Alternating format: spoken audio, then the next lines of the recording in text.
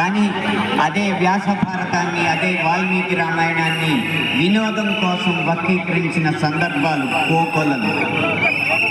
గత కొన్ని సంవత్సరాల ముందు వచ్చిన చిత్రాల నుంచి నిన్న మొన్న విడుదలైన కల్కి చిత్రం వరకు కూడా కర్ణుడికి పాత్రకి అనవసరంగా ఆపాదించిన గొప్పతనాన్ని చూసి ఒక సినిమా రంగానికి చెందిన వ్యక్తిగా నేను సిగ్గుపడుతున్నాను, నిర్మోహమాటంగా చెప్తున్నాను.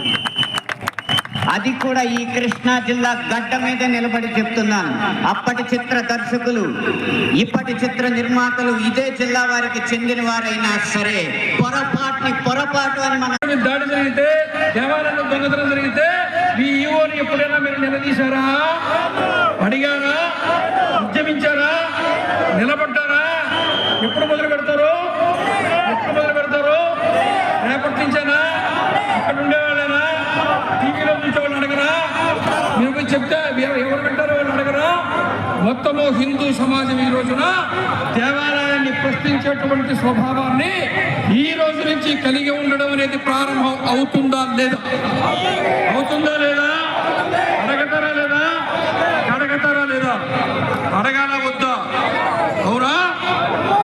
కాకతీయులు కట్టించారు, చోళులు కట్టించారు, పాండవులు చోళులు కట్టించారు, పల్లవులు కట్టించారు, ఎంతోమంది జమీందారులు కట్టించారు. మీ ఊళ్ళో మా ఊళ్ళో మనమే కట్టినవి. ఈ దేవాలయంతో ఏమాత్రం సంబంధం లేని వాళ్ళు, అవగాహన లేని వాళ్ళు నేరుగా వచ్చి ఇట్లాంటి కౌంటర్ పెట్టి, టికెట్ పెట్టి మొదలాటికి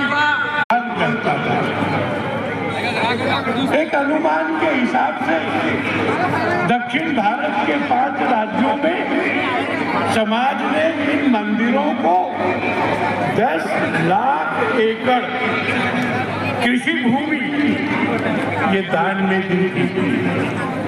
शहरों की भूमि, घर, दुकान और बाकी चीजें ये भी दान में दिए थे। అలాగే అత్యంత వృత్తి దినదినాభివృద్ధి చెంది తాదాత్మ్యం చెందే విధంగా తీసుకెళ్లే భూమి కాబట్టి ఇక్కడి నుంచి బదిలీ చేయడం కానీ, పదవీ విరమణ చేయడం కానీ లేదు అని మన ఆగమ శాస్త్రం చెప్తున్నది.